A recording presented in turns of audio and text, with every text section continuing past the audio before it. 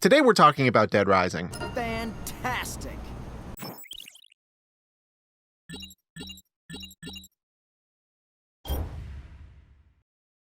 Man, I don't know, just like, Dead Rising is just, it's really fun. I mean, it's a game that makes me happy just thinking about it, because I have fond memories of playing it as a kid, and being a raging asshole for nostalgia makes it impossible for me to be objective.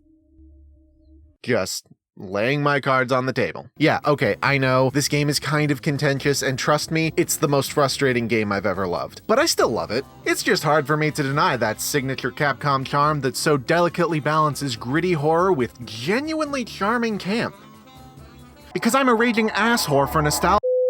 Yeah, maybe I like to be dressed as the Mega Man when I have a debate on the ethics of, like, genocide. You don't know me! Okay, so, basic intro to Dead Rising, zombies. Go crazy. Well, that's a bit of an oversimplification, actually. The premise is the player takes the role of Frank West, photojournalist and Jesus Christ of memes. He goes to the fictional town of Colorado to investigate a disturbance that is evidently happening, sensing his impending meal ticket, only to find the population has been turned into zombies. Fuck. Trapped in this hell on Earth for 72 hours, the player must use their time and the mall's resources to survive until rescue arrives and figure out just what caused the outbreak. Depending on how you decide to dick about in the 3 in-game days, you'll receive one of 6 endings. Now, just because this video is coming from a fan doesn't mean I'm biased. I plan on giving this piece of undeniable art a fair and balanced review after I talk about why Frank West is objectively the best character in anything, and if you disagree with me, I'm coming for you. And not in a sexy way, if you know what I'm saying. I mean, I'm gonna actually kill you with an axe. Frank West is a charming character with a balanced personality. The sky is blue. Water is water. Do I even need to argue this point? Like, is anyone gonna tell me that I'm wrong? What makes this character work, among other things, is his motivation. He actively looks for a big scoop in a seemingly dangerous area like instead of the tried and true wrong place, wrong time situation we see in so many zombie medias. It adds a bit more dimension to his character since he isn't just motivated by survive 3 days lol. Oh, hello. But more of a drive to figure out what's going on for his own benefit. It's a small detail, but it makes him more interesting and gives him a reason to leave the confines of the safe room, thereby giving us a game. I don't know, I just think it's cool they bothered.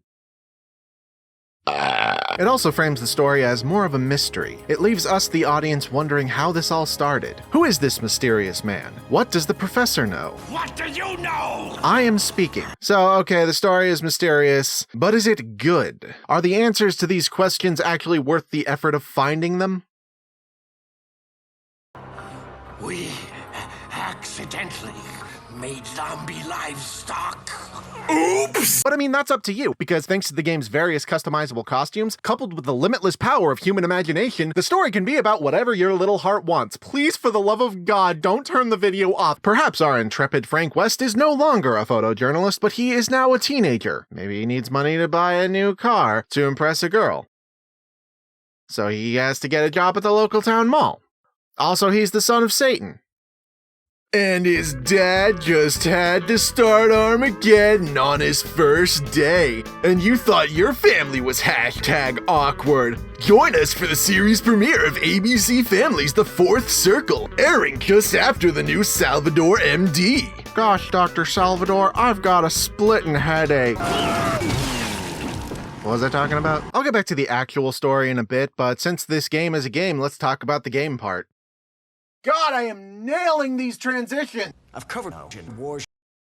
I hope I'm not overstepping my boundaries by saying this, but if you're watching this video, I'm going to assume you have a pulse. So you probably know the central gimmick of this game is your main weapon is everything. Benches, toys, Easter eggs, human beings. We all have to learn our place. Yours is over there. Using anything you find in a mall, an area that famously advertises having everything as a weapon, is a great selling point. It conjures up a multitude of scenarios to play out. However, once you've been sold, it may dawn on you that you just spent $60 just to use a regular-ass potted plant against zombies, and the because I can rule of game design may lose its appeal. Never fear, though. Why do I write things like this? Because Dead Rising gives this premise because Dead Rising gives this premise life through the power of context. The walls of the Parkview Mall may seem a bit tighter with the hordes of the undead expanding their numbers through the 72-hour period you're stuck there. This, as you can imagine, leaves little room to breathe. So realistically, a strange word to use in a Dead Rising review, I know, your first reaction might not be to channel your inner Frank West, but to grab the nearest blunt object and swing it at the nearest bitch for survival. The claustrophobia and difficulty. Humpty Dumpty sat on a wall. Humpty Dumpty had a great fall. Okay. The claustrophobia and difficulty give Dead Rising a more oppressive tone, and it contrasts nicely with all this. The game also goes out of its way to limit resources, chaining your entire inventory to one rotation. There are no separate, overly complicated sub-inventories for firearms, melee weapons, and health items because that never happened. It's just one row of all-purpose slots. So it's up to the player's discretion how to organize their stockpiles. Need a skateboard to go faster because Frank is a slow fuck at level 1? That'll be a slot. Oh look, this book lets you do a jump on the skateboard. That sounds fun, and that's another slot. And suddenly, oh shit, that's half my inventory. Oh, you want this bitchin' ass katana that you just found that fucking absolutely wrecks zombies and changes your entire perception of reality because you're a little shithead middle schooler who hasn't seen a fucking tit yet? I'm getting a little personal here. Oh shit, it broke. I guess we need to go find a book to make that stronger. Oh shit, that's my entire inventory. You see what I'm saying? It doesn't really matter that the shop will give you forever axes, because you need to allocate your slots accordingly to make sure you have enough for other stuff to not be the dead. It makes vertically slicing these bitches in half feel so much better when you actually put thought into how fun weapons will fit into your survival pack. I know a lot of players hate the weapon durability, or lack thereof, but having those few really meaty weapons feels more satisfying when the game is actively punishing you for overindulging your inventory. That shit is like psychological. Is there anything more invigorating than being surrounded by a horde while clicking the right bumper, desperately looking for that elusive OJ, and finally consuming it in the one empty corner in all of Colorado? Oh, that's that good shit! You just want to stockpile your inventory with 1,001 of these baller cool battle axes, but your health bar is a vague bitch, so you're like, what if I need like 5 OJs? Because I don't know if the next bite is going to be a mild inconvenience or fucking death. And that is a problem I'm sure we've all faced. And you just wish you could find a fucking save room for a picosecond of peace to think, how did I not mention the save system yet? You can only save in bathrooms. That's a decision they made, and you'd best believe that every laboratory in this establishment has a sea, an ocean of assholes just waiting to eat all the progress right out of your neck. Who's the architect of this shithole? Bring him to me! Juggling all these tasks stimulates the stress area of your brain and causes a great deal of anxiety juice to shoot into the consciousness center to,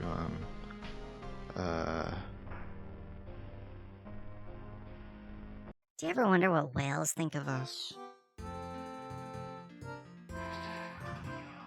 That's not to say dismembering the lake denizens of Dimble, Colorado is devoid of catharsis. Nothing about killing these bothersome convicts with a dead clown's chainsaw, stealing their giant gun posthumously, and using it to mow down an army of goblin-looking zealots before pumping their fanatical leader full of lead and turning the remnants of their cult into Swiss cheese does not make me dangerously erect. But I can enjoy moments like these only because the game works on a system of delayed gratification. At the start of the game, you're plopped into an unfamiliar mall with minimal health and an Xbox dev kit's worth of zombies chomping at you. And I doubt I need to tell you, but that's a lot! Oh, at least I'm getting used to, well, uck my funkle. The zombies have randomly become stronger than fuck for no apparent reason because it's 7 o'clock, I guess. Did I mention the game is hard? The game is hard. But as you progress through the game, leveling up and gradually familiarizing yourself with the layout of the mall, you'll be able to strategize based on your location where all the most reliable weapons are. The game doesn't just give me a chain gun and tell me to go nuts. I'd use my knowledge of the mall's layout in tandem with the time it would take to defeat the convicts and steal their gun before the mission to fight the cult leader expired. And because of this, no one can put me in a box. Okay, actually, fuck this game, 2 out of 10. Boop-a-doop, knowledge of the layout in tandem with my penis. I make the jokes, but at level 1 you might as well be dead. You're slow, you have no idea where to get any of the good weapons, and Godspeed surviving with soda cans. The cherry on top of the shit sundae that is now your life is, the game practically locks you into fighting the first boss. which is its own issue. But more on that later. For now, let's talk about RPG elements because that's a thing for reasons. I didn't make Earth. Okay, so Dead Rising is one of those games that thinks it's too good to use nerdy terms like experience points. It opts for its own system of level... Okay, I actually wrote this as it opts for its own system of level progression system. What the fuck is wrong with you, past Nate? It opts for its own system of level progression known as prestige points, or... Yeah, real classy Capcom. The system isn't too complicated. The more experience points you have, the more you level up, and gain access to perks such as extended life and inventory space, extra speed, and most interestingly of all, a variety of new moves. Peeps are doled out to the player by participating in various activities throughout the mall, included, but not limited to, escorting survivors to safety, setting up photos of a specific genre, interacting with random mall activities, or photographing various landmarks around the mall that will net you large amounts of experience points for no apparent reason. Yeah, it's a nice vent, I'll give you that, but I just don't know why I can do this now. Kidding aside, taking time to play around with how to frame a photo is a very clever way of integrating Frank's occupation into gameplay, and adding a bit more personality to the game specific to him. Capturing these PP stickers and generally dicking around will reward players to the fuck, and is a strong incentive for you to explore the mall in your downtime. Hello, Nathan! And is a strong incentive for you to explore the mall and experiment in your downtime between missions. It's also just a great... It's also just a great use of the mall environment, so kudos for that. However, shooting plates will only get you so far, and eventually you'll have to do something drastic if you want to unlock all the good shit. You'll have to start doing missions. In other words, you have to actually play the game. And for some, this is where the cracks in the design will start to show. Shit! At a certain point on the in-game clock, Resident Shut the Fuck Up Otis will interrupt your killing spree to inform you of a thing that is happening. Finishing the call will activate the quest line that has to be done by a specific point on the calendar, or else the scoop chance will be lost. That is the most metal way to tell me I fucked up. Anytime you're not looking at this screen, time is ticking down and the threat of missing an event is ever present. Even when you make it to a mission, you're constantly eyeballing the upper right side of the screen, contemplating if time will allow you to finish whatever you're doing before the newest episode of The Fourth Circle comes out, where our hero gets caught skipping school to attend the premiere of the hot new Mega Man movie. It forces the player to make practically split-second decisions on what they want to use their time and resources on. The key word being decide. People love to complain that there's too much shit to do and not enough time to do it in. And while I understand opinions, I'm sorry, this complaint has never made sense to me. Everything you do in the game, including the main story, is entirely optional. The decision to do it is completely yours. The whole point is allocating your time in order to decide what part of the game you most feel like doing. Generally, it's up to you to decide if the woman who didn't make it will have to continue having not made it. So yes, time limits are strict, and you can miss the story, but the game doesn't end if you miss the story, so it makes up for it, and it's kind of more rewarding actually getting to see where it all goes. Except not, but we'll get to that. Okay, so I generally think this is a unique and interesting approach to mission structure. That doesn't mean there aren't nits to pick. Do I even need to say it? Like, I would have bought it if they had just broken in. Why did you have to make it weird? Okay, to be blunt, the story in Dead Rising is very slightly good. I admire the fact that they even tried to endear us to these characters and have some intrigue as to the origins of the plague, as well as give each character believable and almost sympathetic motivation regardless of their alignment. However, when most of the dialogue is kinda... Professor's gonna end up zombie chow. I don't think they had zombie-infested malls in mind when they wrote those regulations, kid. Hold your horses, babe. I'm the one asking the questions here. Aren't zombies great? So the government's now in the zombie-making business. There is no amount of accidental zombie cows that will ever make this writing deep. So sorry that I had to be the one to tell you that.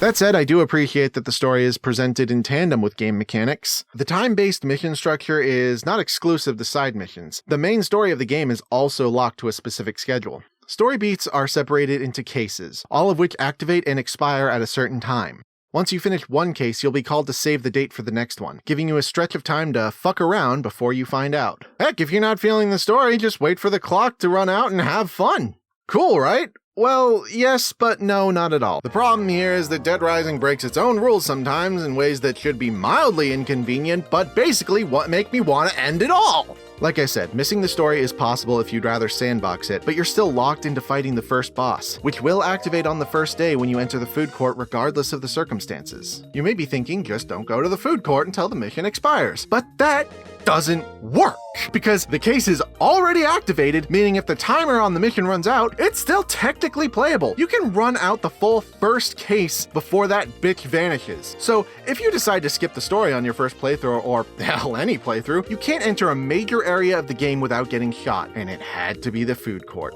the first place you're gonna look for healing items. So in the first hour, the game teaches the player that they can be late to missions, but later, if you don't arrive to the story area in time, you miss the mission! And frankly, I feel like you're gaslighting me. The story goes from a mysterious web of intrigue to an insect that you can't shake off. It's like if you won the fucking golden ticket, but you can't go into the chocolate factory until you ate like 13 Oompa Loompas. Fuck you, Willy Wonka! Uh-oh, Satan Jr. just broke a window. That's gonna be Willie, learn his fucking lesson now!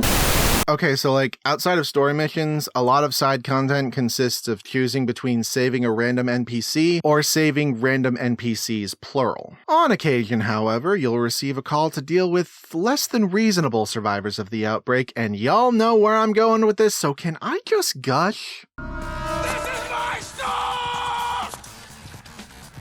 The psychopath boss battles are so fucking smart that it actually makes me angry for reasons I can't fathom. The fights themselves vary in quality. I mean, they represent a major difficulty spike that contrasts the cruise control the player will inevitably be on around level 30 or so. At the same time, the fights themselves manage to be open-ended and friendly to whatever strategy you choose to employ, since there is usually no one dominant way of beating a boss except for when there totally fucking is, because balance is for posers, I guess. Despite that, these boss fights fuck, because each one of them feels like a product of the situation. They aren't big, mutated level fucking 69, 420, 420, 420, 420 that exist only to have a boss fight. There's more story to them. These encounters have a tragic element, helped by the fact that the bosses you'll face, for the most part, are designed to look like regular people who just happened to go to the mall the day the world ended. They all fit so well into the environment. It's easy to meme on the silly chainsaw clown, but yeah, he definitely saw children die. Is anyone gonna argue against the fact that the True Eye Cult is the best boss in the game?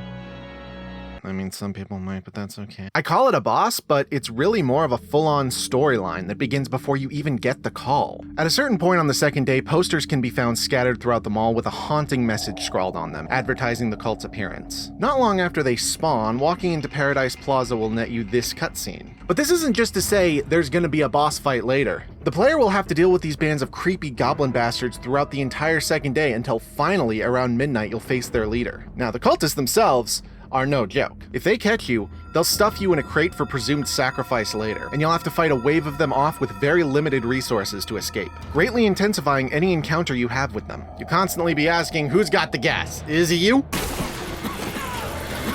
It was you. I feel like any other game would see this group as the main antagonist. There's nothing wrong with that, but having them as just part of the set makes them just so much more special. So stop me if you've heard this one. Come on! Come on! Come on!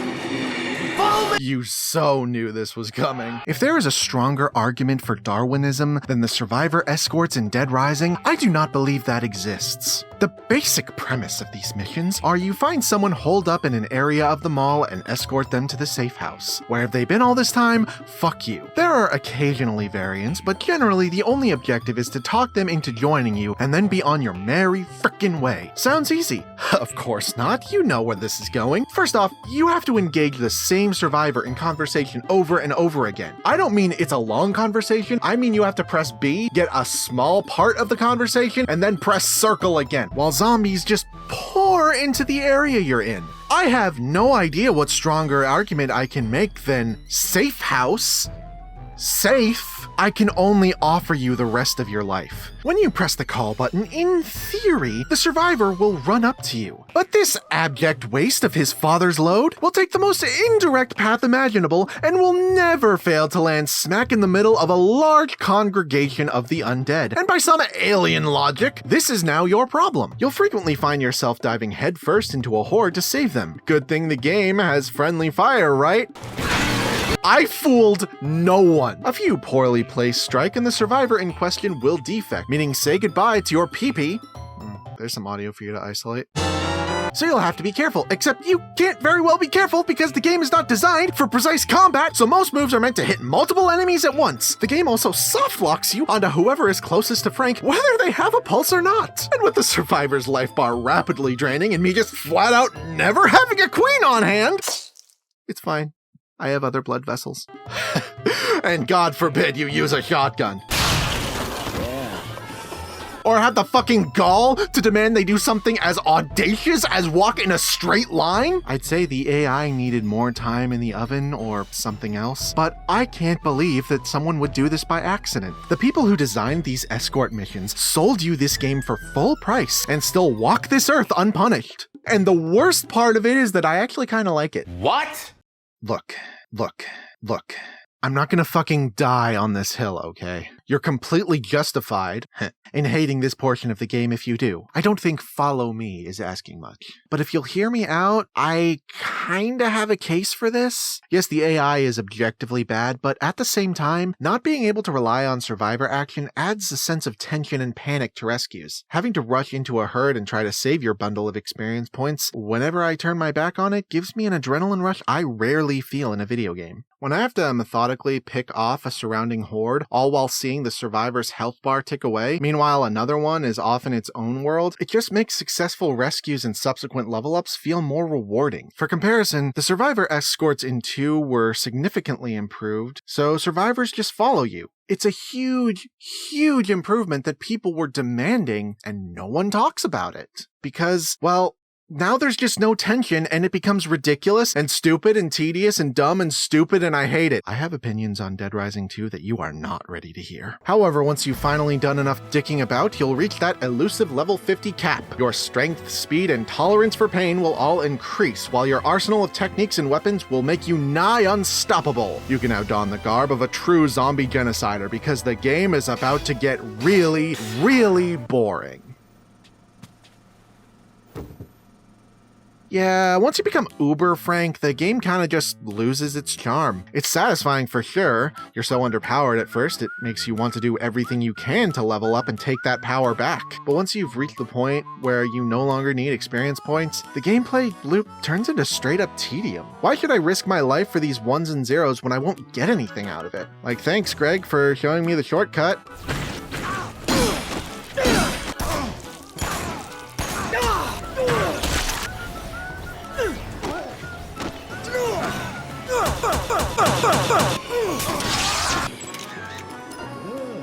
I guess I could do a lap around the maintenance tunnel, but what's the fucking point? I mean, how many times can Otis give me the same fucking phone call? Fuck you. Die. Bastard. You think you're so cool, huh? It is entirely possible I've been playing this game for too long. If only there were a way to keep the tension alive. For infinity. Beating the main story with the true ending will net you a new gameplay style known as Infinity Mode. Infinity Mode is a pretty smart take on the sandbox mode, with more emphasis on survival. Your health is constantly dropping to 0. On top of that, survivors and bosses will show up to try to kill you. I'm already fucking bored again, let's just do in conclusion. So, with all my gripes, do I still think Dead Rising is a masterpiece? Yes, whore. Sorry, I didn't mean to come on so strong. Just one of the things I talked about in this review would probably be considered the low point in any other game, but combining awkward controls with a limited inventory on a strict time limit with sparse safe locations makes any encounter with the undead an intense one, especially if you have others to worry about. If you can't relate, trust me, I get it. From an objective standpoint, everything I just said was bullshit, but In context, I feel like it works. You feel trapped in a mall full of zombies, and it was really smart making the location big enough to feel like an open world, but small enough to trap you in its walls. And that's not even covering achievements. Like, if you're a completionist, this game wants you dead. The strange thing is that despite my love for this game, I'm not sure I can bring myself to recommend it. The game was very much a product of its time, and there are a lot of other zombie-related games that I guess do things better, but I don't know, I don't play video games. So while it's one of my favorite games of all time, it may just be remembered as that one experimental little gem in Capcom's catalog, and maybe that's for the best. It ensures that the name Dead Rising will always be remembered in a positive light. I'm just kidding. They murdered it. Lol lol lol lol lol lol lol lol.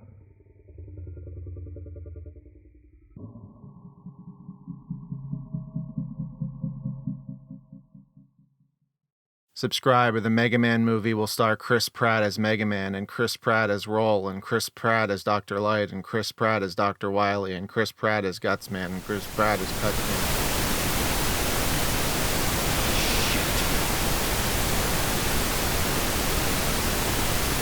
Is Satan Jr. about to pull off the heist of a century? Nope. Because we got canceled after the 13th episode. Ironic. The creator just committed suicide and took his family with him. Hashtag awkward. Lego man with a chainsaw. The fuck is up with that? It'll all just be replaced with an identical show, and you'll never know the difference, you goddamn drone. All the king's horses and all the king's men. It's the date movie of the year. Couldn't put Humpty together again. My name is Ozymandias. Blah, blah, blah, blah, blah, blah, blah, blah, blah. It's all fucking gibberish at this point. Innovation is dead. Blood is on our hands.